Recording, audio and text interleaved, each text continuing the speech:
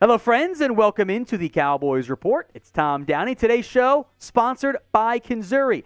Height-boosting shoes to help you feel a little bit more confident, have some more success in your dating life. Tell you more about them, but you can save 15% off at kenzuri.com/chat.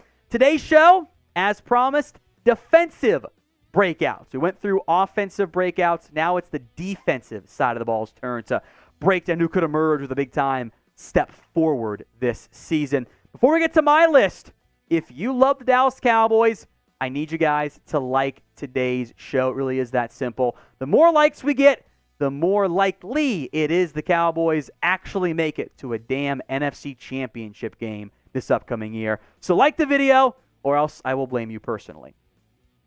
Kidding, of course. But first up on our defensive breakout candidates list, I think a very obvious one, Sam Williams, the defensive end who showed a lot of flash and promise in his rookie year in 2023. He has the ability to be a major sack producer, and he was much more effective last year as a run stopper than I was prepared for. Now, the things the team wants him to get better at, both on the field and off it, be more mature.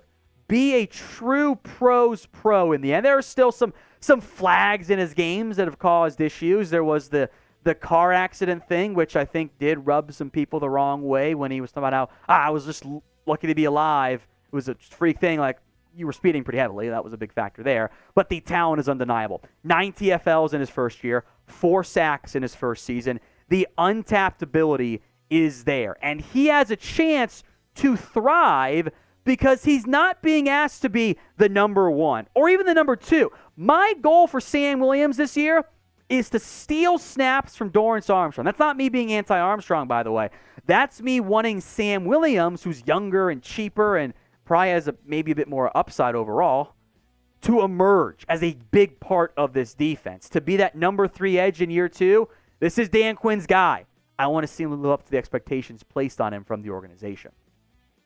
All right, folks, name a player who you think breaks out on defense this year. Any player on the defensive side of the football, who is it? It is going to be today's pinned comment, so if that ad happens to play here on YouTube, that's fine. Ignore the ad.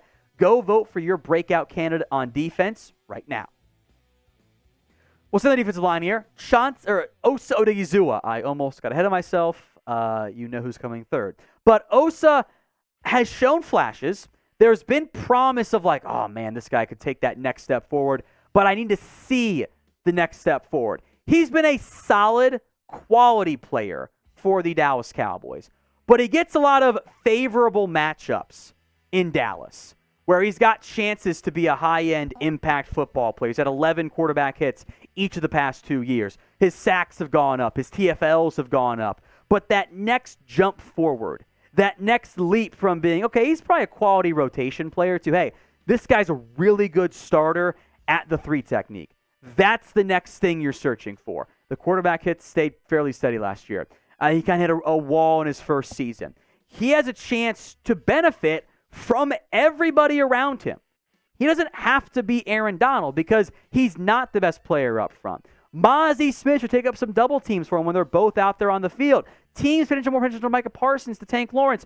Osa can be your 4th player up front on the defensive line, depending on the package, and get favorable one-on-one matchups, or at least one-on-one and chip help or whatever it ends up being. That should allow him to maximize his gifts. He hasn't quite done it yet in the way I think he can. The one thing this Cowboys team has lacked on defense is that dynamic impact 3 technique. I would love nothing more than for Osa to emerge as that guy this year.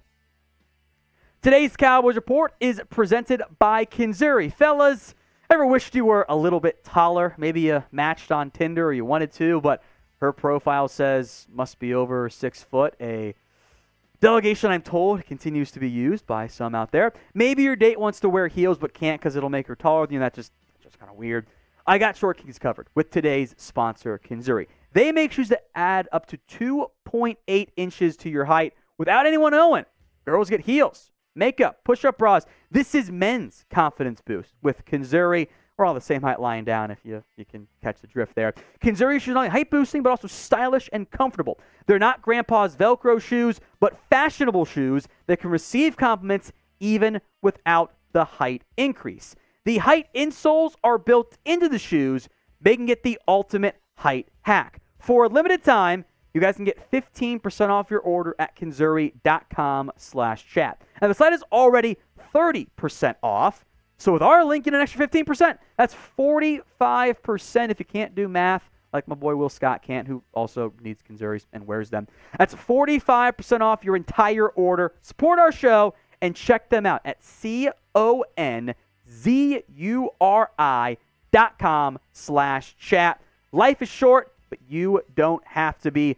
Update that dating profile to 6 foot with Kenzuri. Links in the comment section and the description of today's show. Over to the defensive line again. Chauncey Golston, which I kind of teased a little bit with my slip up earlier.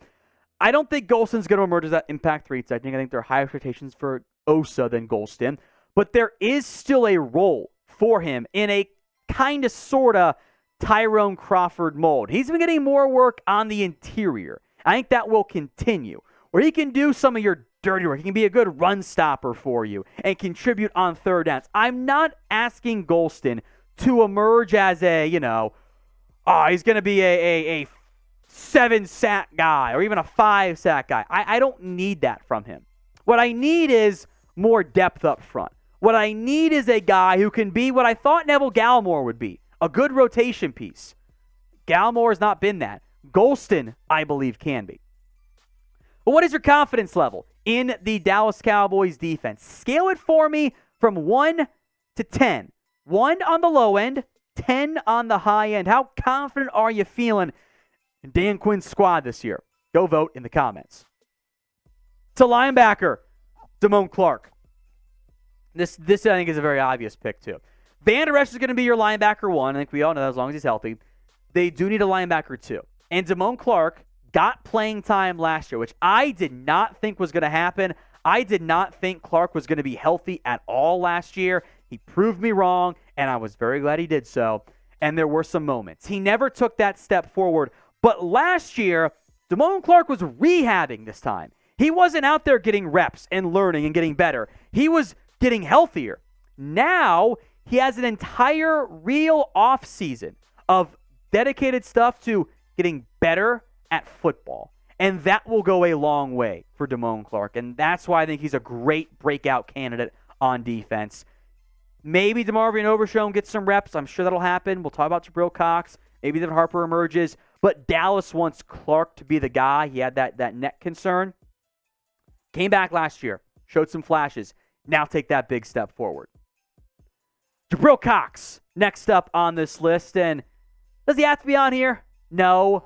Are my expectations lower of Jabril Cox than Damone Clark? Absolutely. Because Cox, simply put, has not done much in his NFL career. Now, he has drawn rave reviews so far for his offseason work.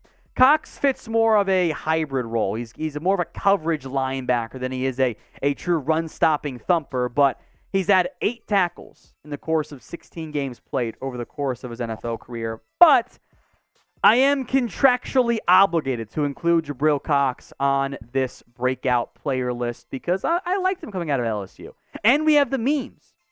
So you guys know what to do next. You know what it is. It's time to type hashtag Cox out in the comments section. Spam it for me right now. Get those comments flowing. Flood it with hashtag Cox out. We'll have some fun, as we always will, about Jabril Cox. So I do think it'll make a bigger impact for you this year. I'll pick only one defensive back. Plus, then we'll get to some names I left off this list here. That's Israel Mukuamu. Deron Bland already broke out for me. Stephon Gilmore, Trayvon Diggs, Malik Hooker, Donovan Wilson, J-Ron Curse. Those guys are all established players. I would keep an eye out for Izzy. He played a key role for the Cowboys in that more nickel corner-focused role last year for Dallas. And he offers positional flexibility. I think he can play almost any spot in the secondary. Outside corner, nickel, strong safety, free safety. I envision a bigger year for Israel Mukuamu, who hasn't done that much over the course of his NFL career. 17 tackles, had a good showing against Tampa in the playoffs. That was a big deal. I like Mukuamu. And I envision his role this year as the super sub defensive back. You got your 3 starters at corner, Diggs, Gilmore, Bland. Your 3 starters at safety, Wilson, Kirsten, Hooker. And then if somebody gets hurt, wherever it is, Mukuamu is the one who steps up. Maybe that means he plays nickel and Deron Bland plays on the outside. Maybe he plays nickel. Maybe he plays whatever it is. I think Mukuamu is going to play a big reserve role for Dallas. It's a matter of, does he get the opportunity to play this year? If he does, I think he'll make a nice impact. Now, we will have more Cowboys videos for you each and every single day here on the Cowboys Report. Hit that sub button right now so you don't miss out on anything. One note before we go. 4 players that I would love to have a breakout year from, but there's a but involved here. Kelvin Joseph, Deshaun Wright. You spent premium picks on them. They haven't been very good so far. Wright's been banged up at OTAs and minicamp. Maybe just if a nickel corner works out for him, but we just hyped up Mukuamu. Marquise Bell, I like him at safety. Tough path to playing time there. Dorrance Armstrong, back end of 2020, early of 2021, early of 2021, back end of 2022. Flip that, back end of 2021 and 2022. Eventually I'll get it right. Hashtag math and years and stuff. He has shown good impact, but he fell off last year. It's basically a 16-game sample size of great play. Can you do more of that? I'm not so sure. Plus, I just hyped up Sam Williams a lot on today's show.